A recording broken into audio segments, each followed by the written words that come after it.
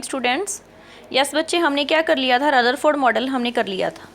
तो Rutherford model ने क्या बताया, ड्राइव दो पार्ट्स क्या बोल दिया, फर्स्ट तो कि मोस्ट ऑफ स्पेस जो होता है वो एटम के अंदर क्या होता है, एम्प्टी।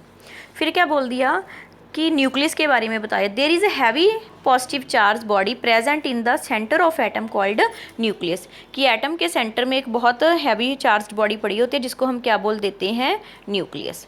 ठीक है। फिर the whole mass and positive charge of atom is concentrated in the nucleus, कि टोटल जो मास होता है एटम का या टोटल जो पॉजिटिव चार्ज होता है एटम का वो कहाँ पे पड़ा होता है, न्यूक्लियस में। क्यों पड़ा होएगा बच्चे, क्योंकि प्रोटॉन और न्यूट्रॉन दोनों के पास ही मास होता है, चार्ज प्रोटॉन के पास होता है, तो ये सारा कुछ कहाँ पे पड़ा होता है, न्यूक्लियस के अंदर।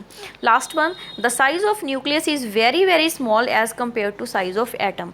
एटम के साइज़ के कंपैरेटिव न्यूक्लियस का साइज़ क्या होता है, बहुत छोटा, क्योंकि एटम का साइज़ कितना है, देखो 10⁻⁻8 सेंटीमीटर, बट न्यूक्लियस का साइज़ कितना है, 10⁻13 से लेके 10⁻12 सेंटीमीटर। क्लियर, ये सब हम कर चुके हैं। वैसे nucleus is surrounded by revolving electron, फिर इसने क्या बताया था कि न्यूक्लियस है जो वो उसको कौन सराउंड कर रहा है, इलेक्ट्रॉन।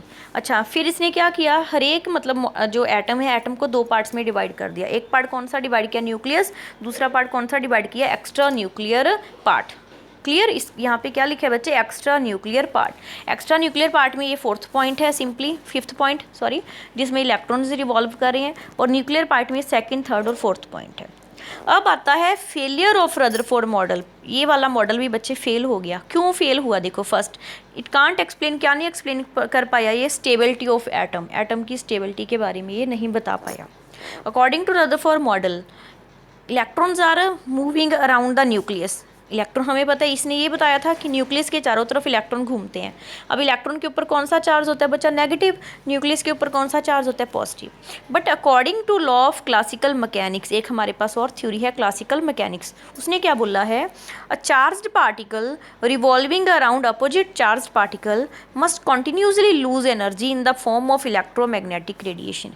कहते हैं एक चार्ज चीज़ अपोजिट चार्ज के चारों तरफ अगर घूमती है तो वो लगातार अपनी एनर्जी को लूज़ करती है। मीन्स सेंटर में क्या है हमारे पास, न्यूक्लियस, घूम कौन रहे हैं, चारों तरफ इलेक्ट्रॉन, तो ये पॉजिटिव चार्ज है, ये क्या आ गया, नेगेटिव चार्ज। अपोजिट चार्ज जब घूमता है दूसरे चार्ज के चारों तरफ, तो कॉन्टिन्यू इलेक्ट्रॉन की एनर्जी क्या होनी चाहिए, लूज होनी चाहिए। ठीक है, ये किसने बोला है, हमें क्लासिकल मैकेनिक्स ने बोले। Hence there is go on decreasing, तो एनर्जी जो है इलेक्ट्रॉन की लगातार कम होती जाएगी। They move slowly and slowly, जब एनर्जी कम होती जाएगी ऑब्वियसली उनकी स्पीड कम होती जाएगी। They move slowly and slowly nearer to the nucleus, और वहाँ वो जब धीरे धीरे कहाँ आना स्टार्ट कर देंगे, न्यूक्लियस के पास, and ultimately fill in to the nucleus, और अल्टीमेटली क्या हो जाएगा कि ये जो इलेक्ट्रॉन है सारे के सारे किसके अंदर गिर जाएंगे, न्यूक्लियस के अंदर। अब हमें पता था कि एटम का साइज़ किसके कारण है, सिर्फ और सिर्फ इलेक्ट्रॉन के कारण, क्योंकि न्यूक्लियस तो बिल्कुल सेंटर में पॉजिटिव सा भरा है, साइड पे जो इलेक्ट्रॉन घूम रहे हैं इसके, उसी के कारण ही इस एटम का इतना बड़ा साइज़ है। अगर ये वाले सारे इलेक्ट्रॉन आके इसके अंदर चले गए तो दैट मीन्स यहाँ पे क्या हो गया, कोई भी इलेक्ट्रॉन नहीं रहे, कोई भी इलेक्ट्रॉन नहीं रहे, सिर्फ और सिर्फ क्या रह गया, न्यूक्लियस, और इसी के अंदर क्या रह गया, इलेक्ट्रॉन। मीन जो एटम का इतना बड़ा साइज़ था वो छोटे होके सिर्फ इतना सा बन गया, तो इसका मतलब क्या हो गया, एटम क्या हो गया, कोलैप्स हो गया। पर ये तो कभी भी नहीं होता, एटम कभी भी कोलैप्स नहीं होता। हमें पता है कि एटम का साइज़ बहुत बड़ा होता है न्यूक्लियस के साइज़ के comparative. Hence unstable, means atom क्या हो गया, अनस्टेबल हो गया इसके अकॉर्डिंग, तो ये इसकी कमी है। सेकंड इसकी कमी क्या थी, it can't explain the spectra of hydrogen, इसने हाइड्रोजन का स्पेक्ट्रा भी एक्सप्लेन नहीं किया। Because electron continuously lose energy, therefore it spectra must be continuous, मतलब हमें पता है कि इलेक्ट्रॉन कॉन्टिन्यू मूव कर रहे हैं, तो दैट मीन्स इनका जो स्पेक्ट्रा होना चाहिए वो भी तो कॉन्टिन्यूस होना चाहिए, तो ये वाला स्पेक्ट्रा भी एक्सप्लेन नहीं कर पाया। ठीक है रजे, तो ये क्या थे रदरफोर्ड मॉडल के फेलियर।